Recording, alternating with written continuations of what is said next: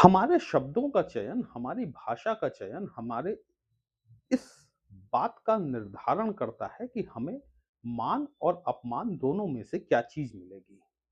शब्द तो हम लोग सीख ही जाते हैं, लेकिन उन शब्दों से गढ़ी गई भाषा हमारे जीवन में काफी महत्वपूर्ण रोल अदा करती है। उसी भाषा से आप लोगों को आकर्षित कर सकते हैं और उसी भाषा से आप लोगों को अपने विरोध में खड़ा कर सकते हैं। मार्च माह में आपकी भाषा आपके जीवन पर बहुत गहरा प्रभाव डालने वाली रहेगी, न सिर्फ मार्च माह में बल्कि आगामी माहों में भी। क्योंकि जो प्लैनेट के ट्रांजिट हुए हैं, जो बड़ा महत्वपूर्ण परिवर्तन होने जा रहा है इस वर्ष का, जिसके लिए मैं आपसे लगातार पिछले वर्ष से कहता चला आ रहा हूं, अब वक्त आ गया है।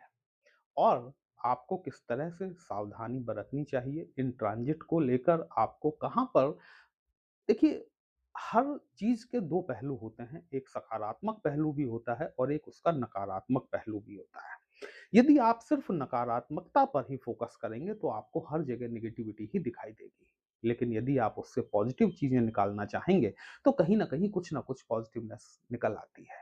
इन परिवर्तनों का आपके जीवन पर किस प्रकार से प्रभाव रहने वाला है, वही हम लोग आज डिस्कस करने वाले हैं। नमस्कार दोस्तों, कैसे हैं आप सभी? मैं आपका ज्योतिष मित्र श्लोक वर्मा आपके अपने चैनल श्री हनुमंत कृपा में आपका हार्दिक स्वागत करता हूं, अभिनंदन करता हूं। साथ ही अपने बड़े भैया श्री हनुमान जी से करवत निवेदन करता हूं कि अपने हनुमत कृपा परिवार के सभी सदस्यों को, नए जुड़ने वाले सभी सदस्यों को सुख समृद्धि प्रदान करें, उन्हें उनके कार्यों में आशातीत सफलता प्रदान करें। ये जो मेरे पीछे आप 5 का लिखा हुआ अंक देख रहे हैं ना, ये अब बहुत महत्वपूर्ण बन जाता है। पहली बात तो ये कि ये 5 का अंक ये बताता है कि या तो आपकी राशि सिंह है या फिर आपकी लग्न सिंह है। केतु देव का ट्रांजिट आपकी पत्रिका में फर्स्ट हाउस में हो रहा है। सप्तम भाव में राहु, मंगल और बुध देव बैठे हुए हैं। 14 मार्च 2026 को सूर्य देव ने राशि परिवर्तन किया और अपने पुत्र शनि के साथ में, जो कि आपकी पत्रिका के षष्टेश और सप्तमेश होते हैं, वर्तमान में अष्टम भाव में गोचर कर रहे हैं, के साथ जाकर युति करी। गुरुदेव बृहस्पति 11वें भाव में गोचर कर रहे हैं। गुरु बृहस्पति आपके अष्टमेश और साथ ही साथ पंचमेश भी होते हैं, केंद्र त्रिकोण के स्वामी होते हैं। थोड़ा सा वक्त आज ज्यादा लग सकता है क्योंकि महत्वपूर्ण है। वीडियो अंत तक अवश्य देखिएगा। कहीं भी अच्छा लगता है कमेंट बॉक्स में जय श्री राम लिखेंगे, आपको भी अच्छा लगेगा, हमें भी अच्छा लगेगा आपके लिए इस तरह से विश्लेषण लेकर आने के लिए। कोई भी प्लैनेट जब वक्री गति में गोचर कर रहा होता है और यदि वो आपके नेटल चार्ट में जाकर शुभ स्थितियों में बैठा हुआ है तो उसके शुभत्व में वक्रत्व काल के दौरान आपको असीमित शुभता देखने के लिए मिलती है। लेकिन यदि वही प्लैनेट आपके किसी शुभ भाव का स्वामी होने के बावजूद भी यदि गलत नक्षत्र में जाकर बैठा हुआ है, अपने वक्रत्व काल के दौरान आपको ज्यादा परेशानियों का अनुभव करा देता है। गुरु बृहस्पति पंचमेश हैं, केंद्र त्रिकोण के स्वामी बनते हैं आपके, लेकिन 11 मार्च 2026 तक ये वक्री स्थिति में चल रहे थे। 11 मार्च के उपरांत इन्होंने मार्गी गति को प्राप्त किया है और 2 जून 2026 तक गुरु बृहस्पति आपकी पत्रिका में 11th हाउस में ही अर्थात लाभ भाव में ही गोचर करने वाले हैं। अब यहां पर यह देखना बहुत महत्वपूर्ण हो जाता है कि गुरु बृहस्पति 2 जून तक किस तरह से कार्य करेंगे। देखिए, गुरु बृहस्पति मार्गी हुए हैं। जब भी कोई प्लैनेट मार्गी होता है और वो अपने उच्च की राशि की तरफ गोचर करना शुरू करता है तो उसको उच्चाभिलाषी कहा जाता है। सपोज मान लीजिए कि आप घर से कहीं बहुत दूर रहते हैं और अपने घर की तरफ को आप यात्रा कर रहे हैं, आप एक ट्रांजिट में हैं। जैसे जैसे आपका घर नजदीक आता जाता है, आपके मन की प्रफुल्लता बढ़ती जाती है, प्रसन्नता बढ़ती जाती है। आप दिमाग में प्लानिंग करने लगते हैं कि घर पहुंच के मैं ये करूंगा, मैं वो करूंगा, मैं अपनी वाइफ से मिलूंगा, बच्चों से मिलूंगा, यहाँ घूमने जाना है। ये इस तरह की चीजें, सेम यही कंडीशन प्लैनेट के साथ में होती है। जब प्लैनेट अपने उच्च के घर की तरफ को गोचर करना शुरू कर देता है तो वो कहीं ना कहीं प्रफुल्लित होता है, उसकी शुभेच्छाओं में वृद्धि हो जाती है, वो कहीं ना कहीं आपका भला करना चाहता है। गुरुदेव बृहस्पति 11th हाउस में बैठकर 3 दृष्टियां होती है, 5वीं, 7वीं और 9वीं, ये तो आप सभी लोग जानते हैं। गुरुदेव बृहस्पति की पंचम दृष्टि आपके थर्ड हाउस पर पड़ेगी। तीसरा भाव आपके पराक्रम का है, साहस का है, डिसीजन मेकिंग का है, सिबलिंग्स का है, अड़ोस पड़ोस का है, दूरसंचार साधनों का है, साथ ही साथ टेक्नोलॉजी का है। वो सभी लोग जो कि इन क्षेत्रों से जुड़े हुए हैं, टेक्नोलॉजी के क्षेत्र से, ऑनलाइन क्षेत्रों से, कहीं न कहीं अब कार्य में उनको सुगमता और सरलता देखने के लिए मिलेगी। गुरु बृहस्पति की 7वीं दृष्टि जो है, ये आपके पंचम भाव पर पड़ेगी। पंचम भाव संतान का भाव होता है, स्टॉक मार्केट का भाव होता है, आपके लव रिलेशंस को दिखाने वाला भाव होता है। साथ ही पंचम भाव अ, आपके एजुकेशन को रिलेट करता है। अब वक्री दौर से निकल जाने के पश्चात जो एक अंदर दिमाग में मिसअंडरस्टैंडिंग बनी हुई थी कि मैं ये चूज करूं या नहीं करूं, मैं ये पढ़ाई में कंपटीशन की तैयारी कर रहा हूं, सक्सेस हो पाऊंगा या नहीं हो पाऊंगा, इस तरह की सारी चीजें जो चल रही थी आपके दिमाग में, वो अब कहीं ना कहीं दूर होंगी और एक विजन क्लियर होगा। जुपिटर बेसिकली विजडम है, ज्ञान का प्लैनेट है। ये आपको सही मार्ग पर ले जाने के लिए अब तत्पर है। गुरु बृहस्पति की नवम दृष्टि आपके सप्तम भाव पर पड़ेगी। यहां से एक महत्वपूर्ण चीज शुरू होती है। 2 जून 2026 तक तो गुरुदेव बृहस्पति आपकी पत्रिका में 11th हाउस में ही गोचर करेंगे और नवम दृष्टि से सप्तम भाव को देखेंगे। यहां पर गुरु बृहस्पति आपकी पत्रिका में आपके राहु को अंडर कंट्रोल किए हुए हैं। ठीक है? तो और वैसे भी आप अपना ये चार्ट देख रहे हैं। ये गोचर का चार्ट है और ये कहीं न कहीं काल सर्प दोष की तरफ इशारा करता है। काल सर्प दोष से घबराने वाली कोई बात नहीं है। मैंने शायद आपके पहले वीडियो में आपको बताया भी हुआ है कि दुनिया में बड़े-बड़े महान राजनीतिज्ञों के, बड़े-बड़े उद्योगपतियों के चार्ट में काल सर्प दोष देखने में आता है। ठीक है? तो ये ट्रांजिट का कालसर्प दोष है। यदि नेटल चार्ट में भी कालसर्प दोष बना हुआ है तो डरने या घबराने की कोई बात नहीं है। सूर्य नारायण जो है, ये सूर्य नारायण का गोचर 14 मार्च 2026 को आपकी पत्रिका में अष्टम भाव में हुआ। शनि के साथ में इन्होंने युति करी। यहां पर मैं किसी भी परिस्थितियों में लग्नेश का अष्टम भाव में जाकर बैठ जाना थोड़ा सा प्रॉब्लमैटिक मान के चलता हूँ। वो भी बाप बेटे दोनों साथ बैठे हों जिनमें कि आपस में सामंजस्य नाम मात्र का ना हो। कहीं न कहीं शनिदेव द्वारा सूर्य नारायण का सम्मान ज़रूर किया जाता है। लेकिन दोनों बैठे ही गुरु के घर में हैं जाकर, तो एक वाद-विवाद की जो स्थितियाँ बनती हैं, उसको संतुलन की स्थिति कही जाती है। सूर्य का अष्टम भाव में जाकर बैठना ज़रूर कहीं प्रॉब्लमैटिक हो सकता है। लेकिन ये सूर्य जो है, ये 14 अप्रैल को यहाँ से अष्टम से निकल जाएँगे। अच्छी बात क्या होगी? अच्छी बात ये होगी कि जो शनि महाराज आपके ऊपर ढैया लगाकर बैठे हुए हैं, नॉर्मल बोलचाल की भाषा में इसे ढैया कहा जाता है। यदि आप मेरे हिसाब से बात करेंगे तो आपके राशिगत चंद्रमा से शनि षडाष्टक योग बनाकर बैठे हुए हैं, है ना? तो जब ये सूर्य महाराज गोचर कर जाएंगे, लेकिन इस समय शनिदेव अस्त स्थिति में है और ये 26 अप्रैल 2026 तक ये अस्त पोजीशन में ही रहेंगे। यहाँ पर वो सभी जातक जो कि शनि के प्रत्यंतर वगैरह से निकल रहे हैं या शनि की ढैया के चलते अपने क्रियाकलापों में अपने कार्यों को लेकर कुछ परेशान स्थिति में हैं, उनके लिए एक गोल्डन पीरियड साबित हो सकता है।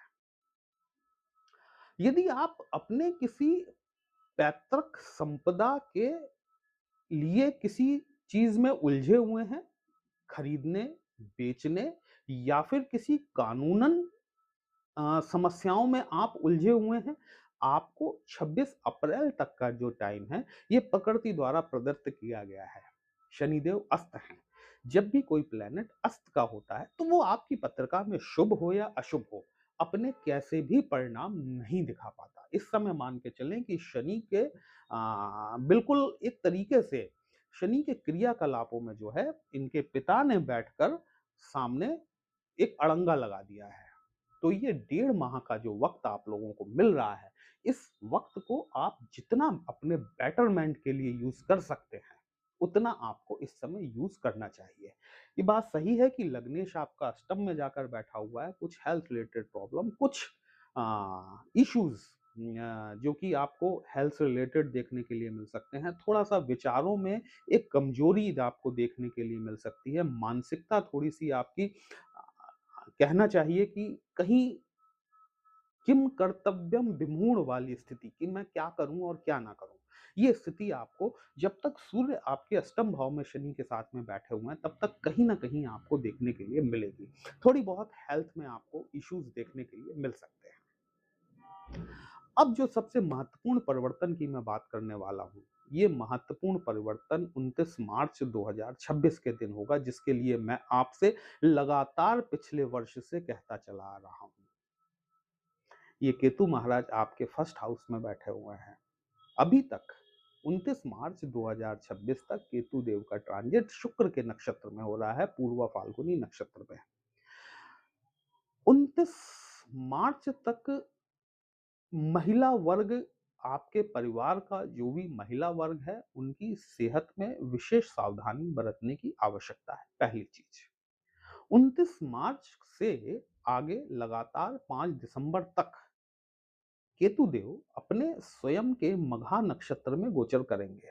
मघा नक्षत्र बहुत इंपॉर्टेंट नक्षत्र होता है। इसका जो सिंबल होता है ना, ये राज सिंहासन का सिंबल होता है। मतलब कहीं ना कहीं सत्ता का परिचायक होता है, कुर्सी। केतु का अपने नक्षत्र में जाना, सिंह राशि, देखिए केतु और राहु ये दोनों ऐसे प्लैनेट हैं जो कि वक्री गति से ही गति करते हैं। केतु महाराज जब मघा नक्षत्र में गोचर करेंगे तो ये चौथे चरण से प्रवेश करेंगे।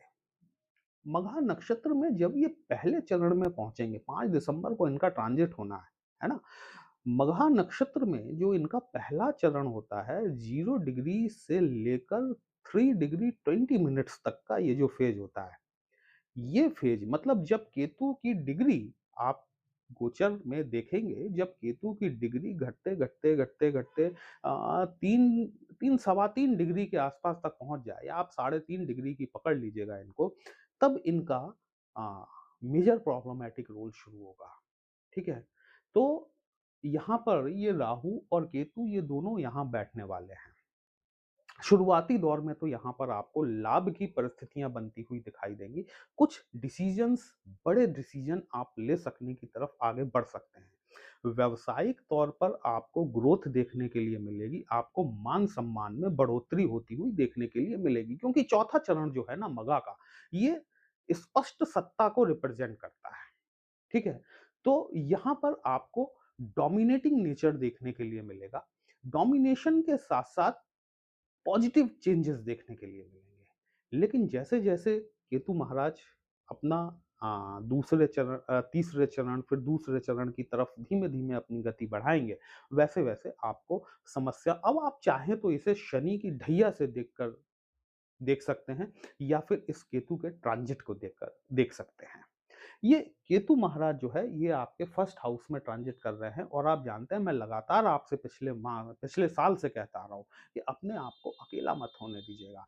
तीसरा चरण जो है ये कहीं आपको मानसिक अवसाद की तरफ, रोगों की तरफ, विभिन्न प्रकार के, कहना चाहिए कि जहां पर आपको भ्रांतियां होने लगी, तो समझ लीजिएगा कि केतु का तीसरा चरण अब शुरू हो चुका है।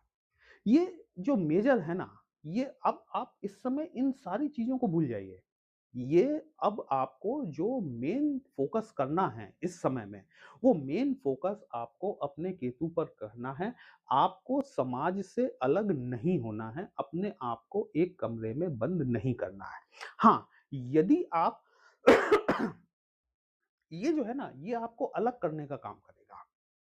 यदि आप ऑलरेडी डिटैच्ड हैं, यदि आप अकेले रह रहे हैं, कहीं भी अपने काम, व्यवसाय, नौकरी के सिलसिले में आपका परिवार कहीं और रह रहा है, आप कहीं और रहकर वर्किंग कर रहे हैं, आप रिसर्च वर्क में हैं, आप साधना करते हैं, आप कहीं न कहीं अकल्ट से जुड़े हुए हैं, आप गुरु मंत्र का जाप करते हैं, ये पीरियड आपके लिए बहुत शानदार होगा। शनि स्वयं आध्यात्मिक ग्रह है। इस बात को समझिएगा, शनि खराब नहीं होते, है ना? कोई भी प्लैनेट किसी के लिए खराब नहीं होता। ये हमारा प्रारब्ध है कि हमें कौन-सा प्लैनेट किस हिसाब से मिला हुआ है। शनि स्वयं आध्यात्मिकता को रिप्रेज़ेंट करते हैं, स्पिरिचुअलिटी को रिप्रेज़ेंट करते हैं। अष्टम भाव में शनि आपको कहीं न कहीं आध्यात्मिकता, स्पिरिचुअलिटी की ओर तरफ लेकर जाता है। वहीं केतु महाराज, यदि आप इन क्षेत्रों से जुड़े हैं, जो मैंने आपको बताया, यदि आप घर से अलग रह रहे हैं, साधना में हैं, आप किसी तरह के मतलब अकल्ट से रिलेटेड या फिर किसी रिसर्च बेसिस से रिलेटेड, ये केतु महाराज आपको जबरदस्त लाभ दिला सकते हैं। ये इसका पॉजिटिव पॉइंट है। आने वाला ये जो 5-6 माह हैं, ये काफ़ी महत्वपूर्ण रहने वाले हैं। क्योंकि ये कालसर्प दोष, जब तक कि इनमें से कोई प्लैनेट निकल के आपका ये क्रॉस न 2 जून तक की स्थितियाँ तो यहाँ पर यही बनी हुई हैं, है ना? ये 2 जून जब तक कि जुपिटर आपके 12th हाउस में नहीं हो जाता, तब तक ये कालसर्प दोष बना रहेगा आपका। उससे चिंतित होने वाली कोई आवश्यकता नहीं है। सावधानियां जो बरतनी है, सबसे पहली बात यह है कि अपने चंद्रमा को मजबूत कीजिए। चंद्रमा के मंत्र ओम श्राम श्रीम श्रौम सह चंद्रम से नमः, इस मंत्र का नियमित तौर पर जाप कीजिए। ओम पितृ देवताभ्यो नमः, मघा नक्षत्र का मूल मंत्र है ओम पितृ देवताभ्यो नमः। आपकी राशि सिंह है, इसका मतलब आपका चंद्रमा मघा नक्षत्र में ही बैठा हुआ है। और ये जो गोचर होगा फर्स्ट हाउस में है, मतलब आपके चंद्रमा के ऊपर से तो गोचर कर ही रहा है, लेकिन अब ये नक्षत्र बेसिस पर भी जाकर चंद्रमा के साथ में कॉम्बिनेशन बना रहा है। तो मघा नक्षत्र का जो मूल मंत्र है वो ओम पितृ देवताभ्यो नमः है। इसको लाइफ टाइम करने की आदत आप डाल लीजिए, आपकी सिंह राशि है। इसके अलावा केतु की शांति के लिए आप केतु से संबंधित मंत्र ओम केन केतवे नमः, इस मंत्र का भी नियमित तौर पर जाप शुरू कीजिए। सैटरडे के दिन से शुरू कीजिए, रुद्राक्ष की माला से। साथ ही वीकली एक छोटा सा हवन भी आप कर सकते हैं। ओम केम केतवे नमः स्वाहा 11 बार, 21 बार, जो आपका मन करे उतनी देर के लिए। इसके अलावा यदि आप अपने नहाने के पानी में थोड़ा सा गंगा जल मिलाकर उससे स्नान करना शुरू करते हैं, कहीं ना कहीं आपके चंद्रमा को मजबूती जरूर मिलेगी। वीडियो कहीं भी अच्छा लगा हो, अपने इस चैनल को लाइक शेयर और सब्सक्राइब जरूर कर लीजिएगा। हमसे यदि पत्रिका का विश्लेषण कराना चाहते हैं, व्हाट्सएप नंबर थंबनेल में दिया गया है। दोस्तों, पर्सनल कंसल्टेशन पेड होता है। एक छोटी सी फीस आपको देनी होती है। आपकी समस्या का उचित समाधान हमारे द्वारा करने का प्रयास जरूर किया जाता है। चलिए फिर मिलते हैं, तब तक के लिए जय श्री राम।